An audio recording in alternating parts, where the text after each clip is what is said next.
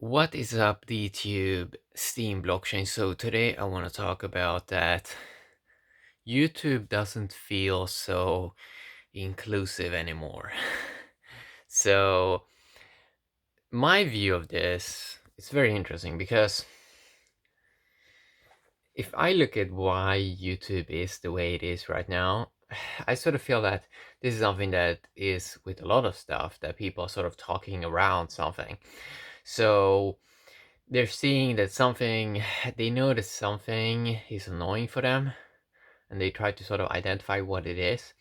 And actually, a big point about YouTube that I don't think maybe not that many people have said in these kinds of wordings when they've talked about, so a lot of people sort of understands, well, something is sort of weird with YouTube. And but they usually don't say it in these kinds of wordings, and that is that YouTube has become exclusive. It's not inclusive anymore. And earning from YouTube since 2011 and be on the platform even before that, 2007, and making videos already then. What sort of made YouTube interesting was the inclusive aspect. And that sort of is gone right now.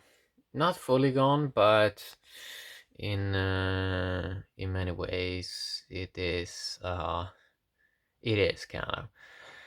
And what I'm talking about is people sort of see it from the top down of they kind of, you kind of, when you're a creator on YouTube, you sort of eventually after a couple of years you sort of detect that, oh, the kind of is a hierarchy in here, and they probably don't like me, you know. And you can feel the exclusive sort of hierarchy, and you can eventually sort of feel that someone is making it so you can't grow limitlessly. There is some form of cap, how much exposure each person is getting.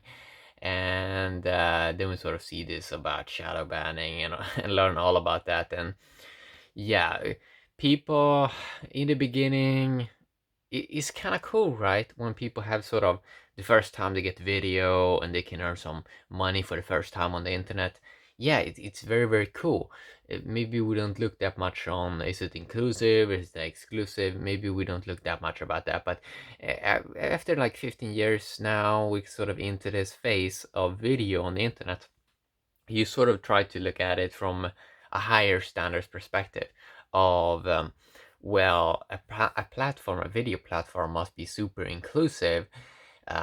He cannot play this, oh, these people are gonna get all the value, and we like these people, we don't like these people.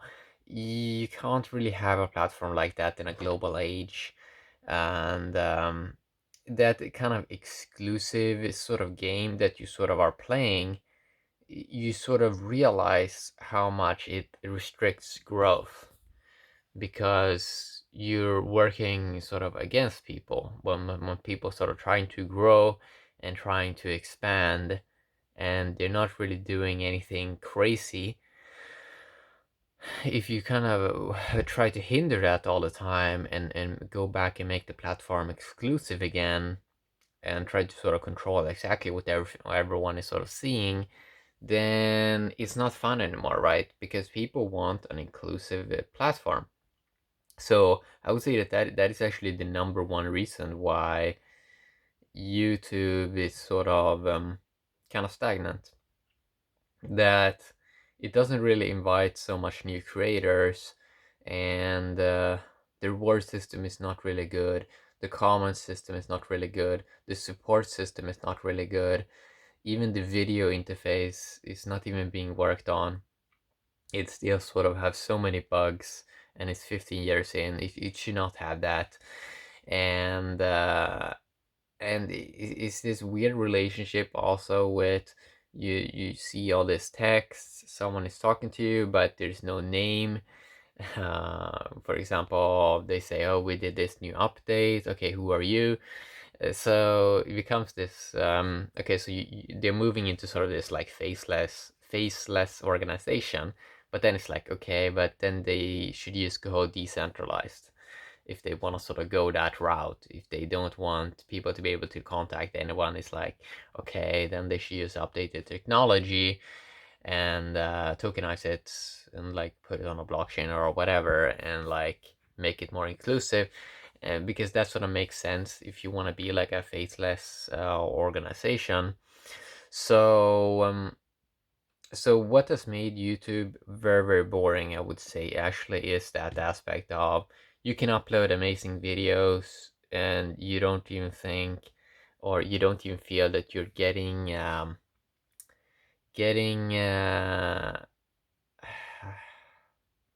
getting inside of even search results. You sort of see that, no, I mean, this is not even visible probably there, even if you create amazing kind of material. And also like how the whole YouTube sort of works in many ways, that sort of is sort of interesting, is this aspect of how that sort of video age sort of worked.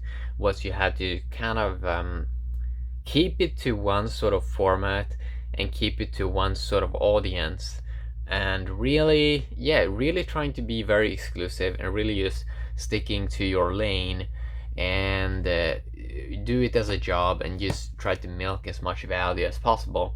While these newer systems that people try to build with tokens and stuff like that with video, they're really trying to look at it more from the people more can be themselves, not just the buzzword.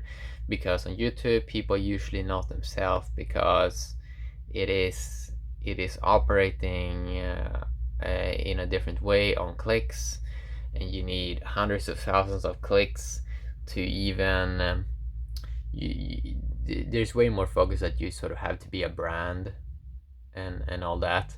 Well, I sort of think that people are realizing eventually here in the crypto kind of industry that you probably don't even need to be a brand. You can just be a person, and it's kind of cool because that's like the interesting aspect. I mean, a human themselves is sort of unique, so a human just being a human is kind of cool in many ways. Especially when they're not having to put on a show. They can put on a show, but they don't have to do this excessive way as sort of they're doing a lot on YouTube, because they really just trying to maximize all the time.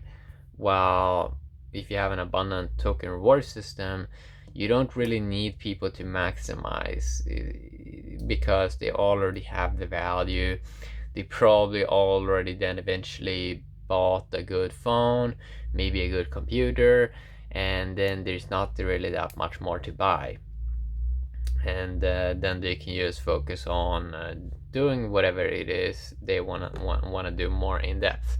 So yeah, I mean, usually people want to look at the monetization aspect or something like that, but I think that if YouTube would have to be super inclusive and make it so people are having a pleasant experience, then they could sort of overlook a lot of those other things.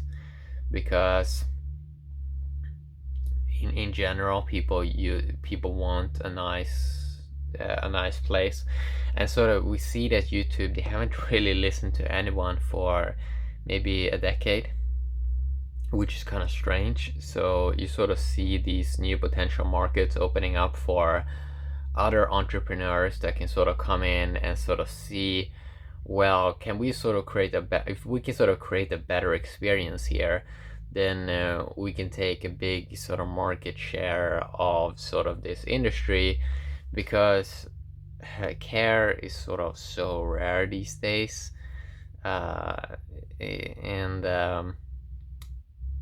so that kind of, so it becomes like a very interesting industry then. So entrepreneurs can come in and they can sort of try to build something that is just better for the end user.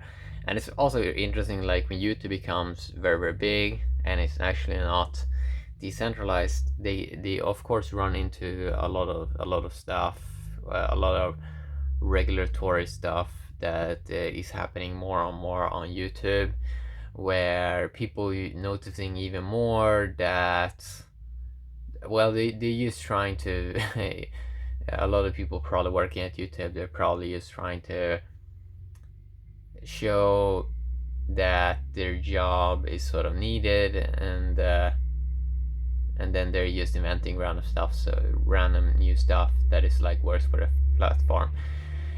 Because actually innovate and actually make YouTube better, that's scary, right? And that's risky.